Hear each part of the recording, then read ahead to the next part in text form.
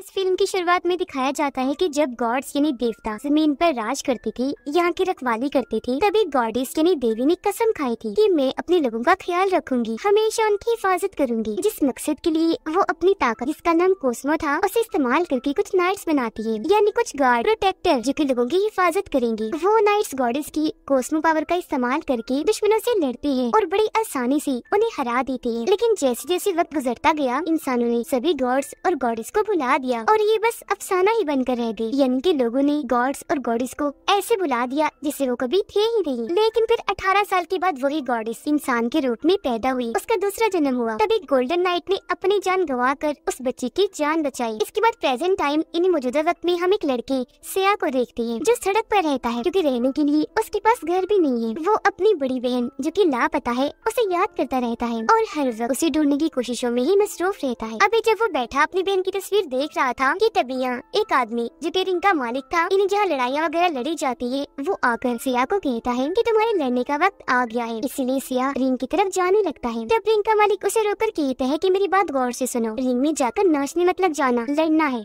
और खूब लड़ना है। मुझे कोई शिकायत नहीं मिलनी चाहिए, क्योंकि जो तुम्हारे मुकाबले में लड़ने आ रहा है वो बहुत बहादुर है, ताकतवर है और इस लड़ाई की कोई असूल नहीं है। ये तब तक चलती रहती है जब तक कि आखिर में कोई हार नहीं मान लेता। लड़ाई में आखिर में जो कोई भी हारेगा उसका लड़ना हमेशा के लिए इस रिंग से बंद हो जाएगा। अब सिया और वो ताकतवर आदमी लड़ने के लिए एक दूसरे के आमने सामने आ जाते हैं, लेकिन वो दूसरा तो लड़ने के लिए इतना पुरजोश था कि वो हाथ से धकेल कर रेफरी को ही गिरा देता है, जिसके बाद ये दोनों लड़ने लगे। यहाँ सिया ठीक से लड़ ही नहीं रहा था, वो तो उसके मुक्कों और किक्स जब वो टांगों से मार रहा था उसे बस रोकने में लगा था। जैसे कि दूसरा आदमी ऊपर चढ़ के जैसे उसे मारने लगा, सिया पीछे हट गया। फिर जब सिया नीचे गिरा तो वो दूसरा इंसान बार बार उस पर किक्स कर रहा था, जिससे आसानी सिया बच रहा था। ये देखकर रिंग के मालिक को सिया पर बहुत गुस्सा आया, इसीलिए वो खुद रिंग में आकर घूमता है और काफी ऊपर जाकर दूसरे इंसान को एक जोरदार किक मारता है, जिससे वो दूर जाके गिरता है। और अब बारी थी सिया की। उसे देखकर सिया पीछे हटने लगता है। तब रिंग का मालिक उसे पकड़कर गर्दन पर कई बार मुक्की मारता है, फिर उठकर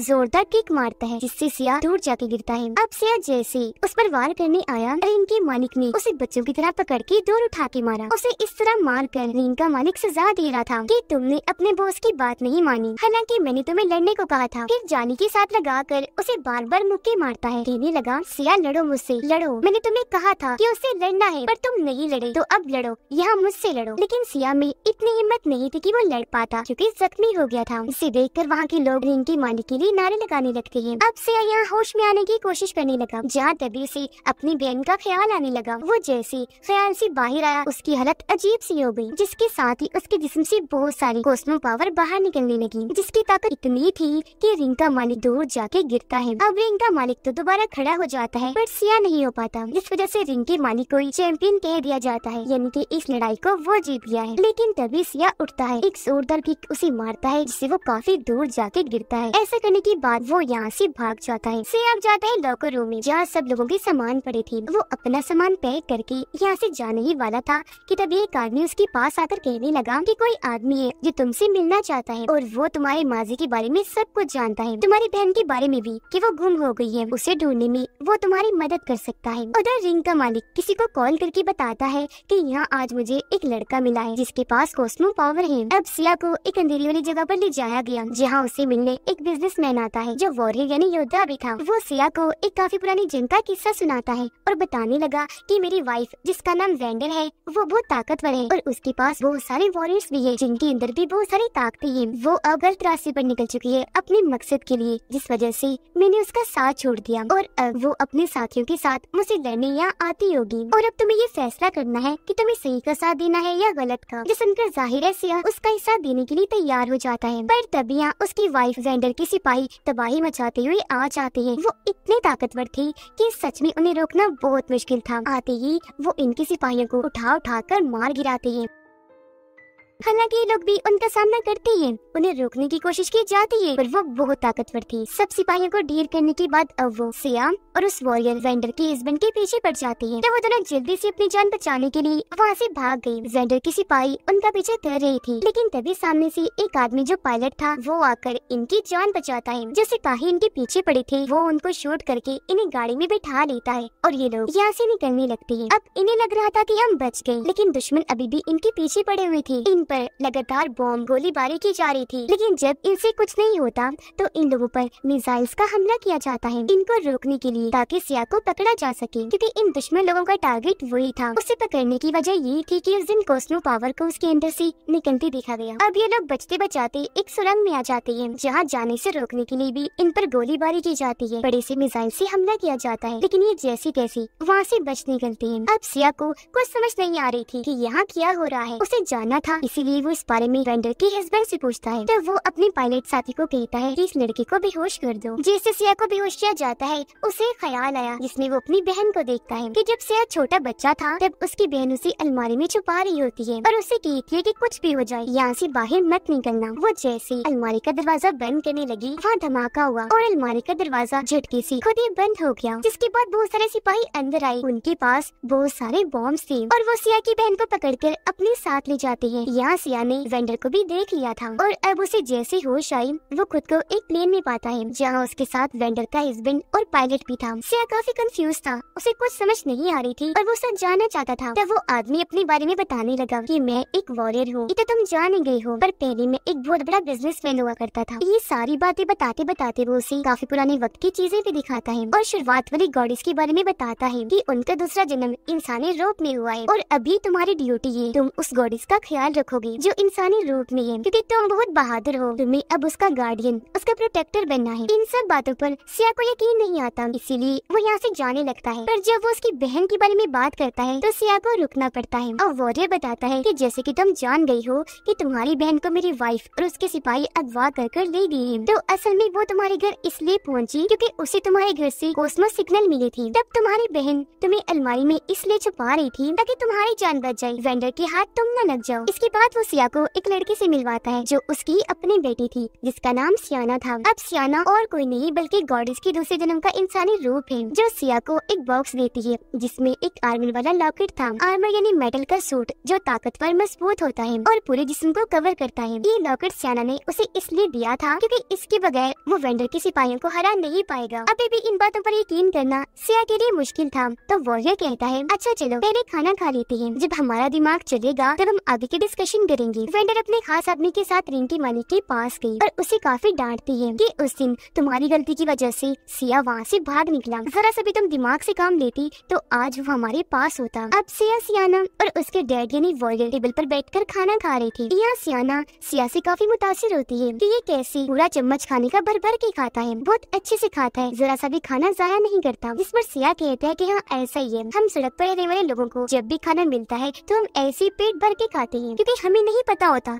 कि अगली बार खाना कब मिलेगा। तब यहाँ पायलट आ गया जो वॉरियर को किसी काम से बाहर ले जाता है और सिया और सियाना बात करने लगती है। सिया उसे पूछता है हाँ बताओ तुम कैसा महसूस कर रही हो, क्योंकि तुम तो एक गॉडेस हो ना। इस पर वो कहती है कि नहीं फिलहाल मैं नहीं हूँ, लेकिन वक्त आने पर मैं गॉडेस बन जाऊंगी। मगर ये बात मुझे बहुत परेशान करती है। वो ये बातें बता ही रही थी कि तभी उसकी हालत खराब होने लगी, क्योंकि उसकी पावर कंट्रोल से बाहर हो रही थी। उसके अंदर से भी पर्पल रंग की कॉस्मो पावर निकलने लगती है और आसपास का सब कुछ काला पड़ जाता है। वहाँ अंधेरा छा गया, जिसमें इस तरह के बदलाव होने से सियाना को बहुत तकलीफ हो रही थी। इतनी ही देर में सियाना के डैड, पायलट और कुछ सिपाही अंदर आए। सिपाही उसकी ताकत को बर्दाश्त नहीं कर पाए, दूर दूर जाके गिरते हैं।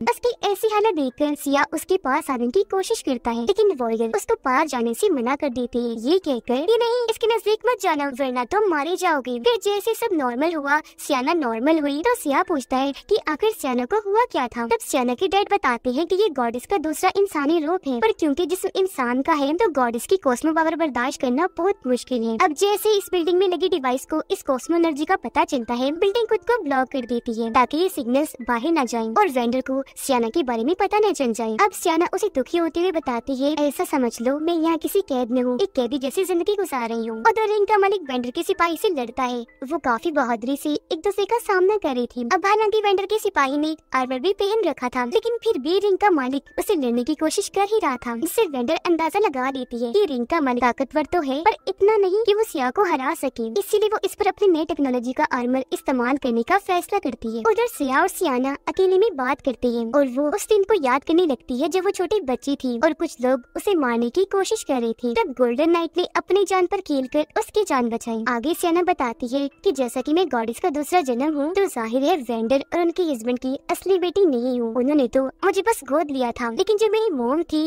वो तो हर वक्त अपने मकसद को पाने के लिए अपनी टेक्नोलॉजी में लगी रही, जबकि उनके हस्बैंड ने सारी जिंदगी बाप बनकर मेरा ख्याल रखा। यह सिया बताता है कि मेरी बहन भी बहुत बहादुर है, वो हमेशा मेरा ख्याल रखती थी। इसके बाद ये दोनों अपने अपने ख्यालों के बारे में भी बात करते हैं जो इनको आया करती थी, जिसके बाद सिया फैसला करता है कि अच्छा नाइट बनने के लिए अब मैं सिल्वर नाइट से ट्रेनिंग लूंगा। इससे मैं अपने कॉस्मो पावर को भी समझ लूंगा और अपनी बहन को भी ढूंढ लूंगा। रात में वेंडर का खास आदमी उसे पूछता है कि आखिर आपने नई टेक्नोलॉजी का इस्तेमाल करने का फैसला क्यों किया और वो भी रिंग के मालिक पर। तो वेंडर जवाब देती है कि हाँ, ये टेक्नोलॉजी इस्तेमाल करना जरूरी है क्योंकि इसके बगैर हम सिया को न ढूंढ पाएंगे और न ही लड़ पाएंगे। इसी के जरिए हमें पता लग सकता है कि वो लोग कहाँ हैं। और क्योंकि ये काम रिस्की है, इसलिए मैंने रिंग के मालिक को चुना। अगली सुबह सिया अपनी ट्रेनिंग के लिए निकलने वाला होता है, जहाँ सियाना उसे बहुत सारा खाना लेती है। इस दौरान दोनों एक दूसरे को बड़े गौर से देखते हैं। ऐसा लग रहा था कि दोनों को प्यार हो गया है। तो जब सिया प्लेन में आकर बैठता है तो पायलट उसे समझाता है कि ज्यादा उम्मीदें मत लगाना, कुछ हासिल नहीं होगा क्योंकि गॉडेस का कोई दोस्त नहीं होता, वो किसी से प्यार नहीं कर सकती। इससे सियाना के डैड को भी काफी हैरानी होती है, इसीलिए वो उसे पूछती है कि बेटा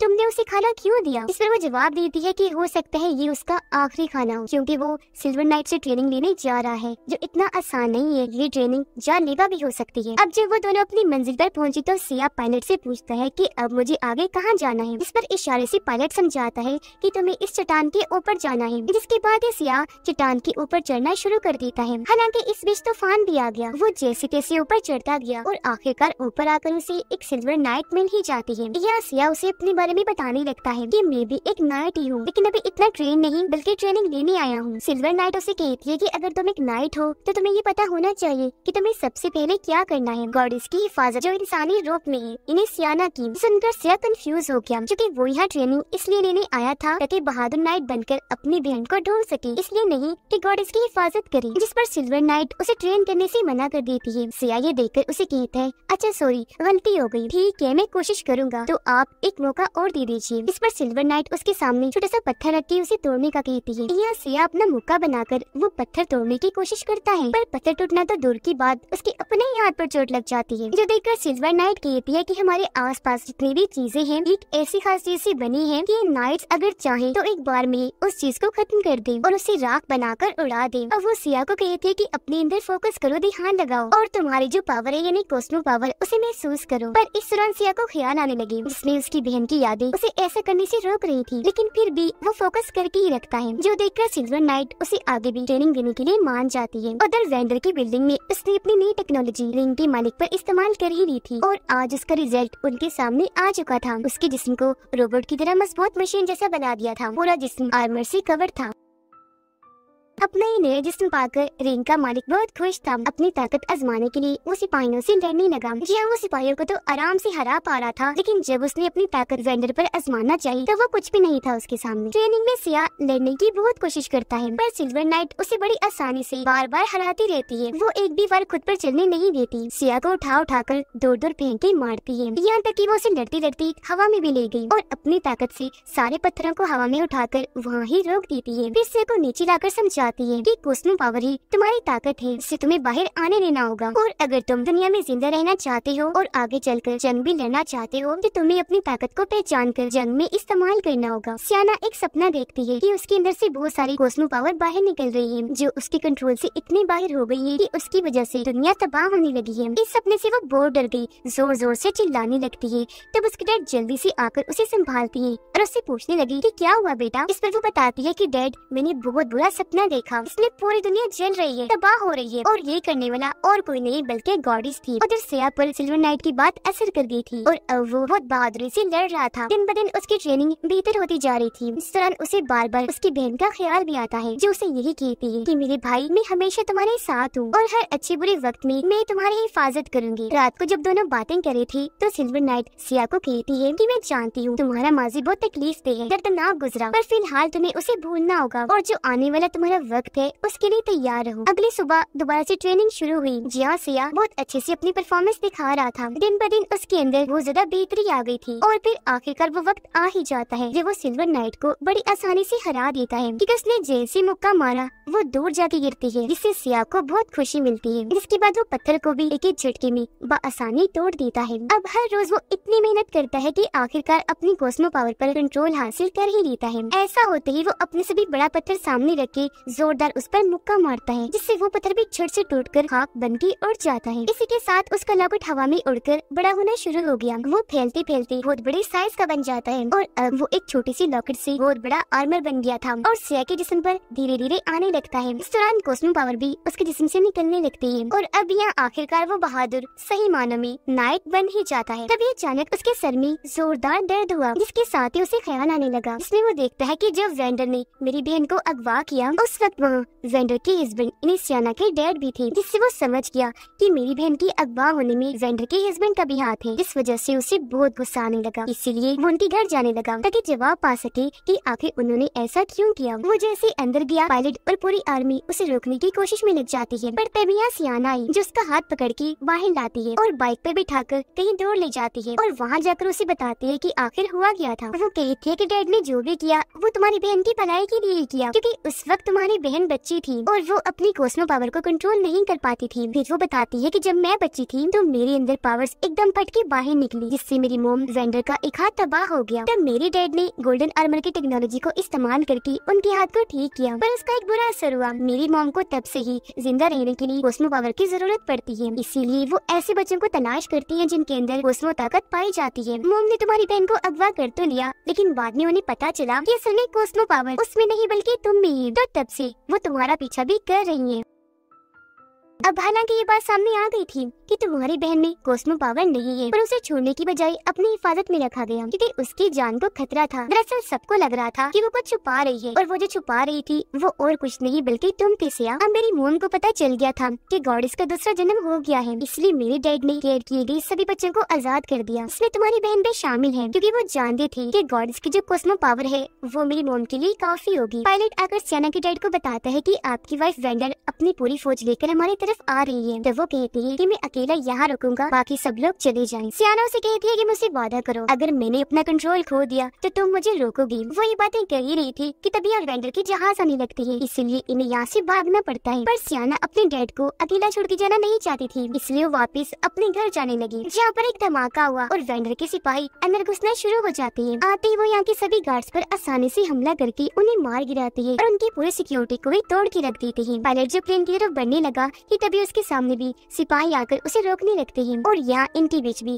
खतरनाक लड़ाई होने लगती है। वेंडर यहाँ आकर अपने हस्बैंड से मिलती है और जब भी दोनों अपने माजी के बारे में बात कर रहे थे कि तभी यहाँ सिया और सियाना आ जाते हैं। अब रिंग का मालिक जो रोबोटिक था वो आकर वेंडर के हस्बैंड से लड़ने लगता है। हालांकि वो भी उसका सामना करती है, लेकिन क्योंकि वो बहुत ताकतवर था इसलिए बड़ी आसानी से उन्हें हरा देता है। वो भाग कर आया हमला करने के लिए, पकड़कर बार बार दीवार पर देखकर मारता है, इससे वो वहीं गिरकर बेहोश हो जाती है। बाहर भी सिया और वेंडर के सिपाहियों के बीच लड़ाई छिड़ जाती है, जहाँ वो इन पर भारी वार कर रहा था। हवा में उठकर वो उनको जोरदार किक्स करता है, वो वहीं ढेर हो जाती है। इतनी देर में रिंग का मालिक वहाँ आ जाता है सिया से लड़ने के लिए। इसे देखकर वो भी अपना आर्मर एक्टिवेट करने की कोशिश करता है ताकि आर्मर उसके जिस्म पर भी चढ़ जाए, लेकिन किसी वजह से फिलहाल वो एक्टिवेट नहीं हो पाता। पर फौरन आकर रिंग का मालिक उसे लड़ने लगता है। हालांकि सिया बगैर आर्मर की उसे लेने की कोशिश करता है, पर ज्यादा देर तक उसके सामने टिक नहीं पाता। पायलट भी सभी सिपाहियों को हराकर अपने प्लेन में आकर बैठ जाता है और फौरन यहाँ से निकल जाता है। वेंडर के हस्बैंड अपनी वाइफ को रोकने के लिए वहाँ बहुत सारे धमाके करती है, लेकिन कोई फायदा नहीं होता। यहाँ वहाँ हर तरफ तबाही तो मची, पर वेंडर को कुछ नहीं हुआ। जाहिर सी बात है वो बहुत ताकतवर थी। सिया भी दूर जाके गिरता है क्योंकि वो रिंग के मालिक से हार चुका था। अब जहाँ वेंडर के हस्बैंड ने धमाका किया था वहाँ बॉम्ब की वजह से उनकी मौत हो जाती है, जिसके सियाना को पकड़कर वो लोग अपने साथ ले जाते हैं। वेंडर जो कि उसकी मॉम थी उसे अपनी बिल्डिंग में ले आती है, पर जब सियाना को ये पता चलता है कि मेरे डैड मारे गए तो वो बहुत दुखी होकर रोने लगती है। वेंडर उसे वहाँ एक जगह पर लिटा देती है ताकि सियाना को खत्म किया जा सके। अब वेंडर इस बात से दुखी थी कि मैं अपनी ही बेटी को मारने जा रही हूँ, पर ऐसा करना जरूरी था इंसानियत को बचाने के लिए। इसीलिए वो अपने खास आदमी को कहती है कि फौरन प्रोसेस शुरू करो। अब जब सिया को होश आई तो वो आसपास देखने लगता है, पर यहाँ सियाना को ना पाकर वो काफी उदास हो गया। उसे बुरा लग रहा था कि उसकी हिफाजत मेरी जिम्मेदारी थी जो मैं पूरी नहीं कर सका। तभी उसे सिल्वर नाइट का ख्याल आया जो उसे समझाती है कि तुम्हें असल में किस किस का ख्याल रखना है। तब फोकस करने पर उसे अपना बचपन दिखा और वो फैसला करता है कि अब मैं अपनी और सियाना की हिफाजत करूंगा, जिसके बाद अपनी बहन की भी जब वो मिल जाएगी। अब वो ख्याल से वापस आकर पायलट के साथ सियाना को बचाने के लिए निकल जाता है। फिर जैसे ये उनकी बिल्डिंग के पास पहुँचे उन्हें इनकी आने का पता चल जाता है और वो इन पर गोलियां बरसाने लगती है, जिससे इनका प्लेन कंट्रोल से बाहर हो गया। तो जाहिर है अभी ने कूदना पड़ना था, पर कूदने से पहले सिया अपना आर्मर एक्टिवेट करने में कामयाब हो जाता है, जिससे वो बआसानी जमीन पर उतर जाता है और उसके जिस्म पर कवर यानी आर्मर आ चुका था।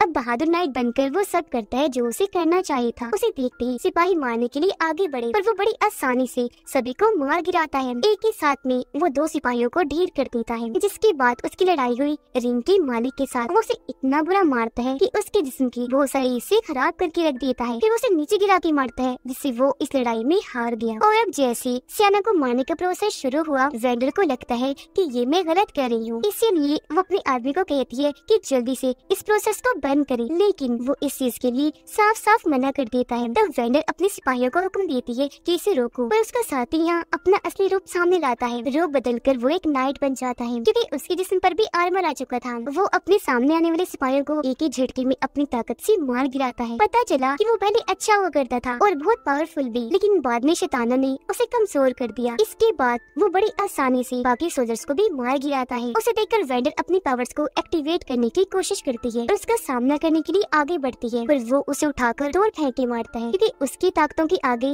वेंडर कुछ भी नहीं थी और वो उसे आसानी से हरा देता है। वो अपनी खतरनाक ताकतों से वेंडर को खत्म कर ही देता कि तभी यहाँ सिया आकर उसे मारकर ऐसा करने से रोक देता है, जिसके बाद इन दोनों की जबरदस्त लड़ाई छिड़ जाती है और अभी लड़ते लड़ते बिल्डिंग की छत पर आ गई। दोनों के जिस्मों से कॉस्मो पावर निकल रही थी और एक दूसरे को बराबर की टक्कर दे रही थी। जोरदार बार बार वार किया जा रहा था। वो इतनी ताकतवर थी कि आसपास की बिल्डिंग्स उनकी वार से टूटती जा रही थी। ये दोनों एक दूसरे को किक्स मार रही थी, हवा में उड़कर वापस आकर जोरदार वार कर रही थी और एक दूसरे को जबरदस्त टक्कर देती है। इनके ऐसे जोर से लड़ने की वजह से वहाँ धमाका भी हो जाता है। इससे इन दोनों को तो कुछ नहीं होता, पर वहाँ तबाही मच गई। उधर वेंडर उठी और अपनी बची हुई पावर्स का इस्तेमाल करके इस प्रोसेस को बंद कर देती है। जहाँ इसी बीच सियाना भी अपनी जगह से उठकर खड़ी हुई। वो हवा में तैर रही थी क्योंकि उसके जिस्म से गॉडेस बाहर आ रही थी। ये देखकर एक नाइट उसे रोकने की कोशिश करता है, लेकिन वो उसे उठाकर काफी दूर फेंक के मारती है। अपनी ताकतों से सिया से राब्ता करती है और उसे उसका वादा याद करवाती है कि जब उसने कहा था चाहे कुछ भी हो जाए, लेकिन अगर वो कंट्रोल से बाहर हो गई तो सिया आकर उसे रोकेगा। तब सिया वहाँ आकर बड़ी हिम्मत करके उसके पास जाता है, कहने लगा कि अगर हम चाहें तो अपनी किस्मत खुद बदल सकते हैं। ये सुनने के बाद सियाना जज्बाती होकर रोने लगी। किसी तरह खुद पर काबू पा लेती है और गॉडेस को बाहर आने से रोक लेती है। फिर जैसे सब नॉर्मल हुआ, आसपास का सब कुछ तबाह हो चुका था। यह सियाना को गोद में लेकर होश में आने में मदद करता है। अब सियाना होश में आने के बाद अपने मोम वेंडर से मिलने जाती है, जहाँ वेंडर उससे माफी मांगती है कि मेरी बेटी मुझे माफ कर देना, मैंने तुम पर भरोसा नहीं किया। सियाना अपनी मोम को माफ कर देती है और अपनी ताकतों से अपनी मोम का हाथ बिल्कुल ठीक कर देती है। मतलब अब उसकी मोम हमेशा ठीक रहेंगी, यानी जिंदा रहने के लिए अब उन्हें कॉस्मो पावर वाले बच्चों की जरूरत नहीं पड़ेगी। यहाँ ये बात सामने आई कि अब सियाना अपनी पावर को कंट्रोल कर सकती है, जिससे दोनों माँ बेटी बहुत खुश हो जाती है। अब वो दोनों जब अकेले बैठे थे तो सिया को समझ आ गई थी कि गॉडेस को जगाने से बहुत सारे पुराने गॉड्स का ध्यान भी हमारी तरफ आ जाएगा, और क्योंकि वो खतरनाक हैं तो उनसे लड़ने के लिए हमें और भी नाइट्स ढूंढने होंगे और उन्हें ट्रेन करके पावरफुल बनाना होगा। पर सबसे पहले अब जो आखिरी काम रह गया था वो करना था, यानी सिया की बहन को ढूंढना, जिसके बाद वो अपना ये मिशन भी पूरा कर लेंगे और जंग के लिए बिल्कुल तैयार हो जाएंगे। और इसी के साथ ये फिल्म इधर ही खत्म हो जाती है।